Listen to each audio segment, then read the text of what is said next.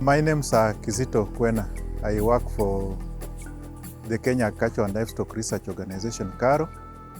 I'm a soil scientist by training.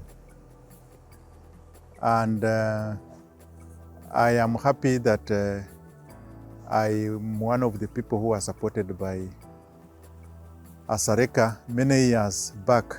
That was in 2009, to carry out a project on improving agricultural water productivity. It was a regional project that brought together 7 countries, that is Kenya, Rwanda, Madagascar, Eritrea, Ethiopia, Sudan, with support from MDTF, of course through ASARECA.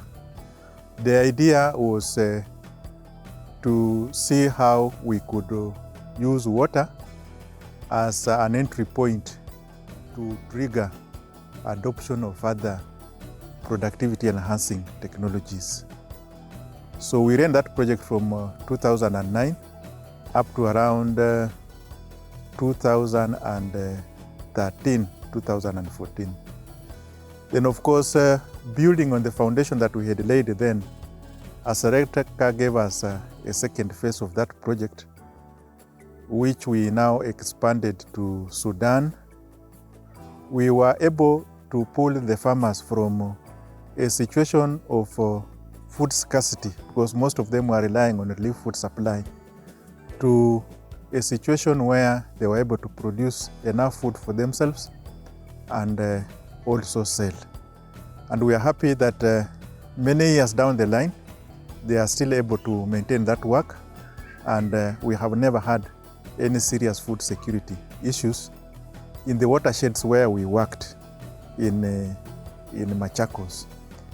So to address issues of degradation, we established very many tree nurseries within the watersheds where we were working, and farmers were able to plant those trees on their farms. And what you see on this farm today is a clear demonstration of the results of that effort. The other activities that we emphasized on was on soil and water conservation, by training them on how to do proper terraces so that they can enjoy the full benefits that go with the terracing. And you can see on this small piece of land where we are, how the farmer has terraced beautifully his piece of land, and the kind of results that he's been able to realize, to achieve this particular season. He has been able to get a good bean crop. The mangoes and the avocados are doing extremely well. So this is just one of the many that benefited from those initiatives, and the neighbors have also copied from them, and we are happy that the ripple effect has helped change the perception of this area completely. And we are happy and grateful to ASARECA for that support. Of course, other players have come in to support them on other initiatives or other issues. But for today, I will talk about the support again to the group by ASARECA on growing vegetables using the shade nets and the story gardens. But over the years, the spillover effect has gone beyond the 10 square kilometer area. And we are looking at over 10,000 households that are now enjoying the benefits of those efforts.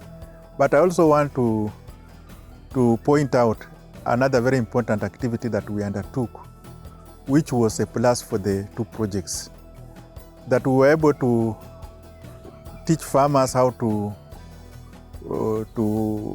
dig fish ponds, harvest water, and grow fish just like any other person in this country.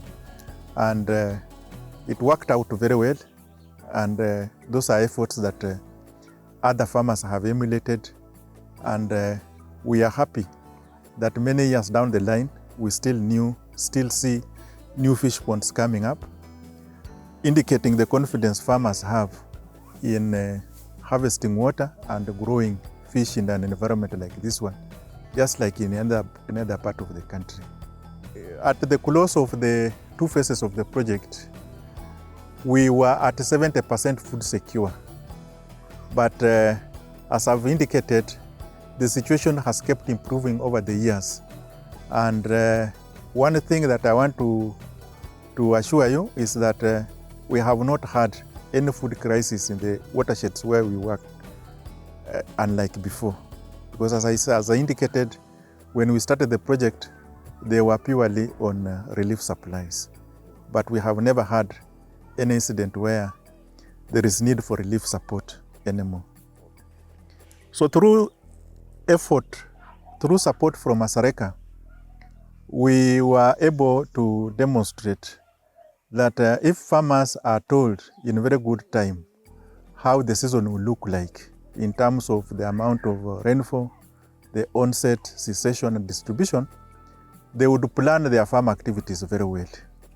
So that if the season is predicted to be very poor, then they would minimize the losses. Then if the season is predicted to be good, then they would maximize on the opportunities presented by that season. So through support from ASARECA, we were able to develop weather-based agro-advisories that on top of the climate information provided by the Met Department, we were able to downscale that information, present it in a language that the farmer can be able to understand, but most importantly, blend it with expert advice on the kind of crops, soil and water management, entomology, and all other aspects of farming that a farmer requires to be able to plan well for the season.